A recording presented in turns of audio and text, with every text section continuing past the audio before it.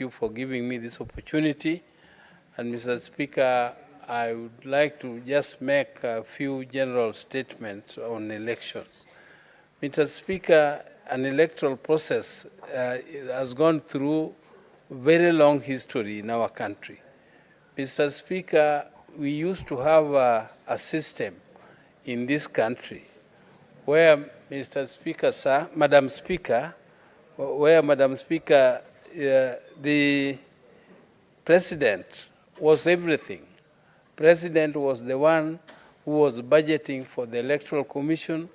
The president is the one who was holding funds for them. Madam Speaker, the president was the one choosing the chair of the Electoral Commission. Madam Chair, it was also the same president who was determining the calendar of elections. Madam Chair, those days were very, very dark days. And therefore, we used to have a one-party system, Madam Speaker. Madam Speaker, through that one-party system, it was very, very torturous to particularly members of parliament. And Madam Speaker, I will recall that there is one time when through that one-party system, and I was a councillor in those days, Madam Speaker, I was a councillor in Kisumu municipality, and there was a committee of KANU which was called a disciplinary committee. And that committee, Madam Chair, Madam Speaker, was very, very ruthless. If you were charged for any offense of having offended the government or having done some mistake to some leaders or disagreeing with the leader, you would be called to appear before that commission, before that committee of disciplinary in the morning. And Madam Speaker, if you appeared before that committee in the morning and somehow after interviewing you, they found you to be guilty, they would declare a verdict of guilt on you. And if they did that, Madam Speaker, that matter would be taken to Parliament the same afternoon. And if it was brought to Parliament the same afternoon, Madam Chair, what would happen to you was that the Speaker would declare your seat vacant, because the verdict of that disciplinary committee would be that you have been expelled from KANU. And once you have been expelled from KANU, and KANU was the only party, therefore, Madam Speaker, you need not have any other chance to go to any other party to contest. That was your end. So people used to go before that disciplinary committee and kneel and try to plead so that they would be exonerated, Madam Speaker. Madam Speaker, because if you were declared guilty, that was almost like the end of your life. It was the end of everything that you had planned in your whole life, Madam Speaker. Madam Speaker, I recall one very powerful minister from Western Kenya appeared and was almost crying before that disciplinary committee, Madam Chair, because if that happened, your seat is declared vacant, it is taken to the Electoral Commission. The Electoral Commission would then declare that seat vacant and announce the date for the elections. The date for the elections would be maybe in a month's time, and within 1 month, Madam Speaker, I can tell you, there would be another member of parliament here, because KANU would only nominate one candidate for that seat, because KANU had discretion to nominate more than one candidate for one seat. But if they decided to nominate only one candidate, that one candidate will present his papers on the appointed date, and the returning officer was the DC. The DC will declare that the seat has been won unopposed, and but once it is declared unopposed, Madam Speaker, the seat there will be a new member of parliament before 1 month expires, Madam Speaker. And that would be the end of you, because there was no any other party. Madam Speaker, since those days, this country has gone through a revolution. It has gone through a revolution, through a lot of struggle. People even shed blood in order to get to where we are, Madam Speaker, and a lot of changes. When the new constitution came, Madam Speaker, it was like something like God sent. It was God sent because now those dates, those election dates, which the president used to tell us, I was in this parliament, Madam Speaker, when the president used to tell us that the date of election will be announced by him. It is a secret weapon. It is a secret weapon which he could use to, to deal with the opposition, whoever was trying to bring whatever issues. So, Madam Speaker, those days are long gone.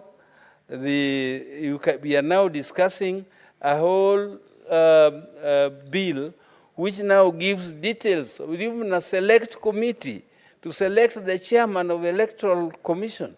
This is a big revolution, Madam Speaker.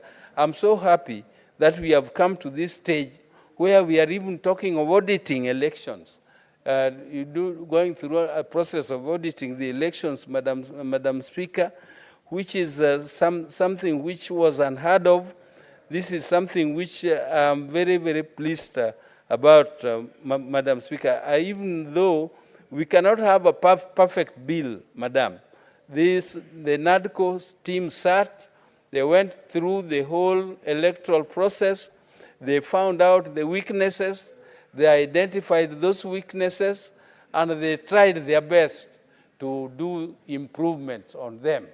I can see that we still have some of us who are still having some ideas on the improvements they still want to do on amendments, which is their right as per our constitution.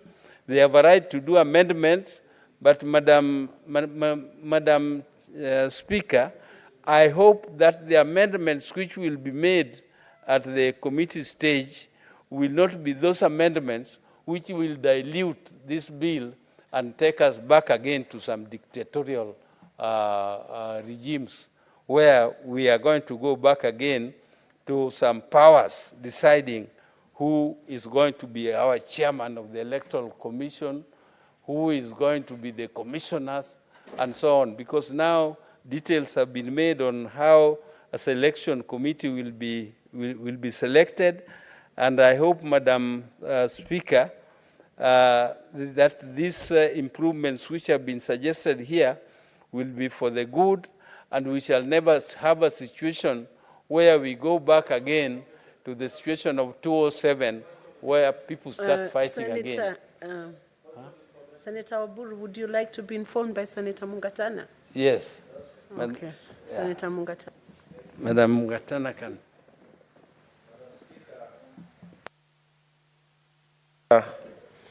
I'm one of those people who always want to listen to the Honorable Dr. Oburu because he oozes a lot of history and wisdom. The information I wanted to pass to Honorable Senior is that the proposed amendments actually don't go towards diluting the NADCO report. The proposed amendment, Honorable Senior, they go towards making sure that any moves that are going to come, reports that are going to come, will come to both the National Assembly and the Senate. Because as it is, if you read the bill, we are legislating ourselves out of work, and we cannot allow that. So it is just the definitional aspects and the improvement on how we handle issues that are arising around those issues. For example, on the question of auditing, not auditing, but the question of limiting the boundaries delimitation. Imagine the way that law has come. It has excluded the Senate. They are reporting to National Assembly without us. So the JLAC have been able to pick up some of those things. And I wanted to persuade you, Honorable Senior, that you support those amendments. They are good for the Senate. I thank you, Mr. Speaker. You can resume, Senator Oburu. I appreciate the information given to me by my colleague with whom we have been friends for a long time here in this parliament. I appreciate the amendments, and I'm not saying I'm going to oppose the amendments as such, particularly when he mentions something which I'm concerned about, that the delimitation or the delineation of the boundaries will be taken to the National Assembly and then back to the committee or to the commission without coming to the Senate. Madam Speaker, I don't support that provision in the bill, in the NADCO bill, Madam, and I hope that expanding it to include the Senate will enrich rather than dilute the bill. And Madam Speaker, I appreciate that quite a number of amendments which are being proposed are good, but I didn't like some of them which were being proposed by Senator Cherargei, which I thought were actually retrogressive, taking us back. But I don't want to, I did not stand here to criticize any senator. I just wanted to support the NADCO report, and also support my colleagues who have contributed before me and who have suggested amendments to it. And Mr. Speaker, Madam Speaker, I support. Thank you. Thank you, Senator. Senator Mudigi Alexander Munyi.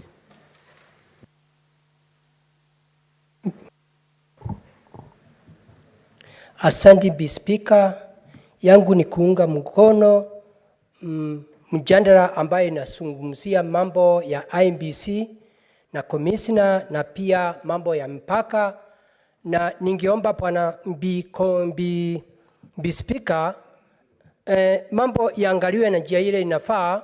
Wale watu watakuwa tumekubaliana kama ni commissioner kama tisha, waangalie mpaka vile watakuwa nafanya kazi